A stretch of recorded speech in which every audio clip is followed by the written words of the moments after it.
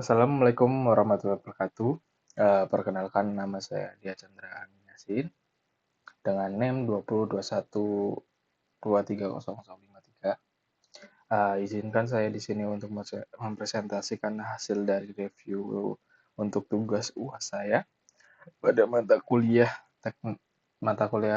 teori mobile computing. Selanjutnya saya akan mempresentasikan hasil review saya dari paper yang berjudul Evaluasi of Assembler and Hybrid Model for Prediction Household Energy Consumption, a Comparative Study of Machine Learning and Process. Di sini saya mendapatkan judul paper ini dengan akreditasi pada Sinta yang menunjukkan Sinta 3. Selanjutnya mari kita mulai. Untuk latar belakang pada paper ini, untuk latar belakangnya berisikan tentang prediksi konsumsi energi rumah tangga memegang peran penting untuk mendukung efisiensi energi dan perancangan kebijakan di tingkat nasional. Adapun tantangannya adalah bersifat data yang kompleks dan non-linear, sehingga metode tradisional seperti regresi sederhana sering kurang akurat. Oleh karena itu diperlukan sebuah model yang bisa digunakan untuk mengelola data yang bersifat kompleks dan non-linear ini, maka diperlukannya pendekatan algoritma yang berbasis machine learning, khususnya untuk enable dan hybrid. Untuk menangkap pola-pola rumit dalam data histori konsumsi energi yang telah dibuat dengan resolusi per menit. Pada paper ini juga terdapat istilah-istilah atau definisi dan teknologi riset yang digunakan. Di antaranya 1. Assembler model. Apa itu assembler model? Merupakan gabungan beberapa model dasar untuk meningkatkan akurasi prediksi. Masuknya akurasi prediksi di sini adalah suatu pemrosesan yang dilakukan dari data dan menghasilkan suatu prediksi yang akurat, yang ketika diuji dia akan bagus. Contoh untuk assembler model diantaranya adalah linear regresi, regression, Lasso regression, terus ada random forest, ada XGBoost, serta ada chatboost. Itu adalah beberapa model yang digunakan pada penelitian pada paper ini untuk melihat akurasi atau prediksi pada sebuah data yang telah dibuat pada penelitian ini. Selanjutnya, yang kedua adalah hybrid model. Apa itu hybrid model? Yaitu kombinasi dua atau lebih algoritma yang berbeda. Di sini algoritma yang berbeda dimaksud yaitu penggabungan antara model yang berbasisnya machine learning dengan model yang berbasisnya deep learning. Pada paper ini, penulis menggunakan penggabungan dua model yaitu LSTM dan random forest untuk uji coba untuk melihat apakah akurasi prediksinya lebih baik dibanding dengan assembler model. Selanjutnya untuk yang ketiga adalah dataset. Dataset merupakan sekumpulan model yang digunakan sebagai dasar melatih dan menguji model machine learning. Ya, Pada penelitian kali ini, dataset ini dibuat atau dicatat selama 350 hari.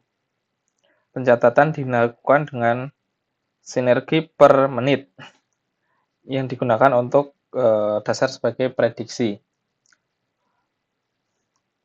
dengan dataset konsumsi energi rumah tangga. Selanjutnya, untuk metrik evaluasi. Pada metrik evaluasi ini, metrik berguna untuk mengukur atau alat yang digunakan untuk menilai performa sebuah model machine learning dalam memecahkan suatu masalah atau kasus, khususnya prediksi atau klasifikasi. Jadi, metrik evaluasi ini penting untuk diterapkan pada semua klasifikasi karena ini adalah indikasi atau uji coba data itu dapat dinilai apakah hasilnya itu bagus atau tidak, atau bisa mengindikasikan bahwa algoritma yang kita pakai kurang tepat pada data yang kita pakai saat ini. Jadi bisa kita simpulkan kemungkinan untuk uji coba itu harus dilakukan terus-menerus sehingga data dan algoritmanya itu cocok dan mendapatkan nilai akurasi yang paling baik. Pada paper ini, penulis menggunakan beberapa metrik evaluasi, yaitu seperti MSE, MAE, dan R2. Adapun fungsi dari masing-masing evaluasi ini antara lain untuk MSE, yaitu mengukur rata-rata, kuadrat selisih antara nilai prediksi dan nilai akurasi. Untuk MAE berfungsi untuk mengukur rata-rata selisih absolut antara nilai prediksi dan aktual. Dan juga fungsi dari R2 atau yang bisa kita sebut dengan nama lain coefficient determinant. Ini berfungsi untuk mengukur seberapa baik model menjelaskan variasi data aktual. Selanjutnya, pada riset pada paper ini, permasalahan risetnya adalah bagaimana membandingkan performa individu, assembler, dan hybrid dalam prediksi konsumsi energi rumah tangga agar diperoleh metode paling akurasi yang tinggi dan efisien. Jadi pada paper ini memiliki permasalahan yang sangat cukup rumit juga, yaitu membandingkan beberapa model-model untuk mencapai akurasi yang paling baik. Maka dibutuhkan beberapa model yang cukup banyak dalam uji coba ini. Seperti pada slide sebelumnya, saya menjelaskan beberapa algoritma yang diterapkan. Nantinya akan dicari algoritma yang terbaik dan yang paling efisien secara evaluasi metrisnya. Selanjutnya, untuk kontribusi utama pada riset atau paper ini berkontribusi pada literatur dengan evaluasi sistematis untuk berbagai pendekatan machine learning, prediksi konsumsi energi, khususnya pada data konsumsi energi rumah tangga dengan resolusi tinggi, dan menyajikan wawasan tentang kelebihan serta keterbatasan enable dan hybrid model dalam konteks ini, yaitu model-model yang dibandingkan untuk menghasilkan akurasi yang paling akurat. Selanjutnya, metode pemecahan masalah. Di sini ada 4 proses metode pemecahan masalah yang dicantumkan dalam paper ini. Dimulai dari pemrosesan data ini. Pemrosesan data ini perlu adanya normalisasi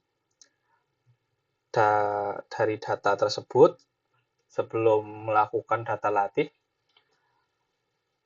Data mentah ini dinormalisasikan, di-split, selanjutnya diuji datasetnya selama 350 hari agar mendapatkan hasil data yang bisa dikonsumsi untuk algoritma-algoritma yang akan diterapkan pada penelitian ini.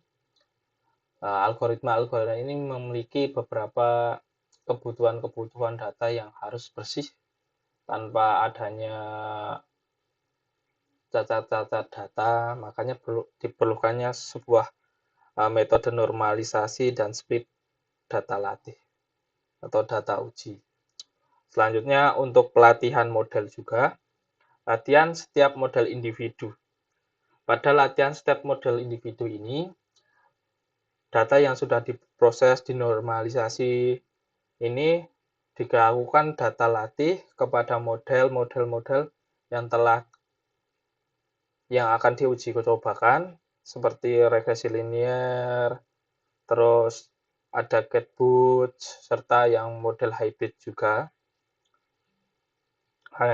Untuk uji coba ini membutuhkan waktu yang cukup lama. Selanjutnya, setelah model uji coba ini membuahkan hasil, maka selanjutnya adalah tahap evaluasi.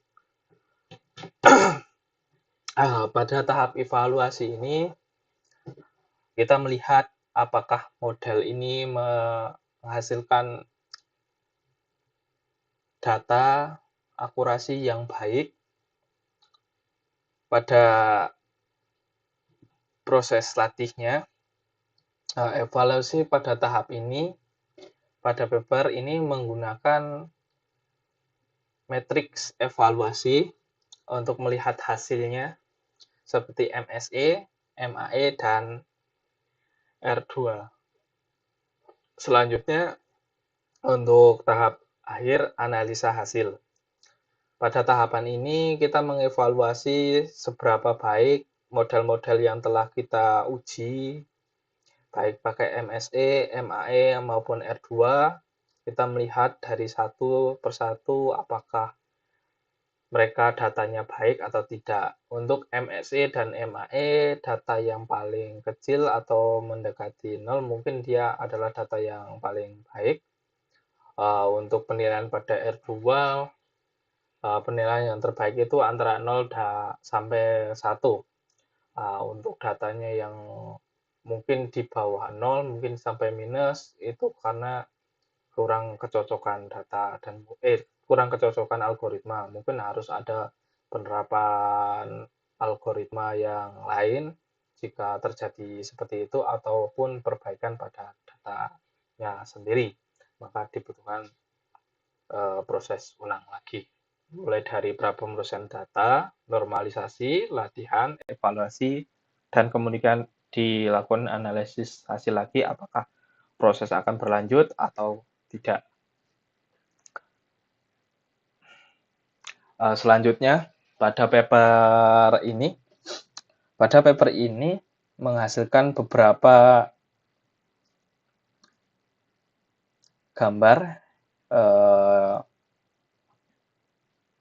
gambar evaluasi matriksnya dari MAE, mean absolute error-nya, MSE, mean squared error, dan R2. Ini adalah contoh dari hasil evaluasi yang diterapkan pada beberapa model yang telah kita masukkan, yang telah diteliti oleh peneliti, dimulai dari MAE, melakukan uji coba dari algoritma linear regresi, terus algoritma regression, terus ada algoritma Bayesian regression, random forest, gradient Boston, XGBoost, dan GBoost, dan hybridnya itu LSTM dan random forest. Untuk mean squared error juga sama, serta R2 juga sama. Kita bisa melihat di sini secara sekilas MAE yang paling bagus di sini itu ada random forest, GetBoost, Expose ini udah agak lumayan. Selanjutnya MSE-nya itu yang paling bagus ada random forest sama GetBoost, ini udah lumayan. Untuk yang lain yang semula kita harapkan hybrid atau LSTM-nya bagus, saya kira ini malah cukup jelek untuk akurasinya. Selanjutnya untuk R2, R2 ini sebenarnya penilaiannya adalah antara 0 sampai 100, 0 sampai 1. Dilihat dari sini bahwa tidak ada kemungkinan data yang akurasinya antara 0 sampai 1, adanya adalah 0 malah minus. Jadi untuk R2-nya ini cukup jelek semua model yang diterapkan.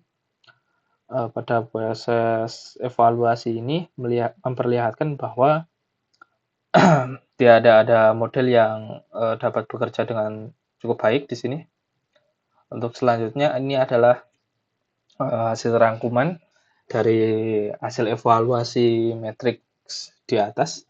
Kita bisa melihat bahwa ada angka detailnya di sini, tercantum bahwa angka detail dari semua model dan semua uji coba yang telah dicobakan pada peneliti ini yang membuahkan hasil seperti ini. Pada penelitian ini mengevaluasi kinerja berbagai model prediksi konsumsi energi rumah tangga menggunakan 3 metrik utama MSE, MAE, dan R2. Hasil menunjukkan bahwa model enable seperti GetBoost dan random forest memberikan hasil terbaik dalam hal kesalahan prediksi terendah. Itu pada hasil uji coba untuk MSE dan MAE. Selanjutnya untuk GetBoost mencatat MSE paling rendah itu pada 0.0586, menunjukkan prediksi yang paling akurat secara numerik untuk model dari algoritma GetBoost pada prediksi MSE. Namun, semua model memiliki nilai R2 negatif, artinya belum ada model yang mampu menjelaskan variasi data secara efektif. Di sini kita bisa lihat bahwa R2 ini nilainya minus semua, mungkin ada proses yang harus kita ulang lagi, harus diulang lagi, mungkin untuk sebagai kedepannya kita bisa mencari gap masalah dari penelitian yang telah diteliti di sini sehingga kita bisa menyempurnakan metode yang dipakai pada penelitian ini.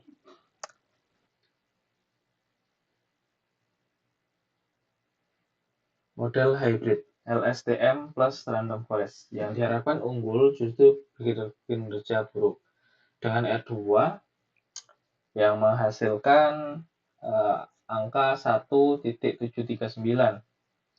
Hal ini menunjukkan masalah pada proses ekstraksi fitur atau integrasi antar model. Untuk evaluasinya, penelitian ini memberikan kontribusi yang baik dalam pemanfaatan model machine learning untuk prediksi konsumsi energi rumah tangga berdasarkan data resolusi menit.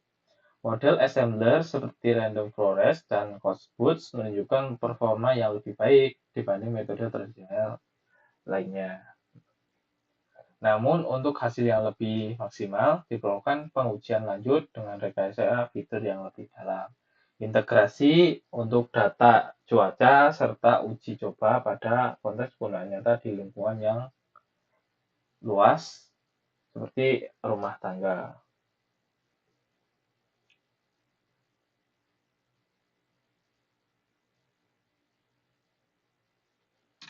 Untuk ide pengembangan riset, pada pengembangan riset ini untuk kedepannya saya memikirkan bahwa ada penerapan model deep learning khusus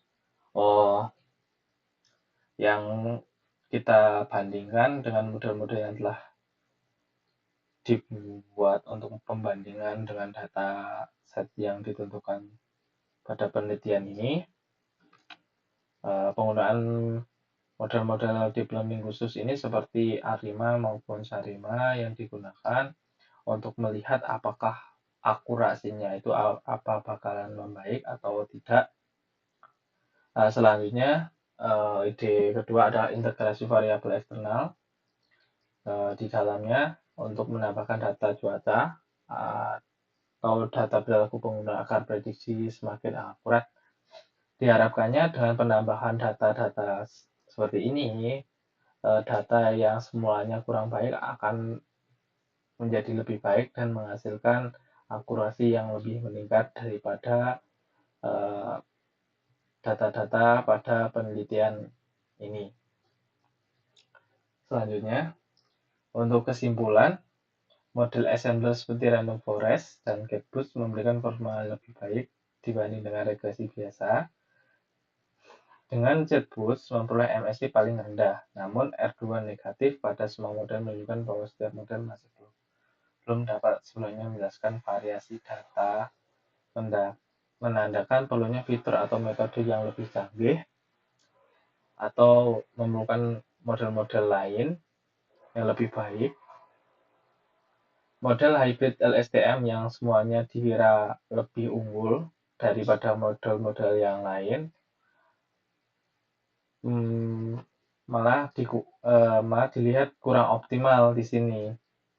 Mungkin karena ekstraksi fitur atau integrasi model pada keduanya, sehingga menghasilkan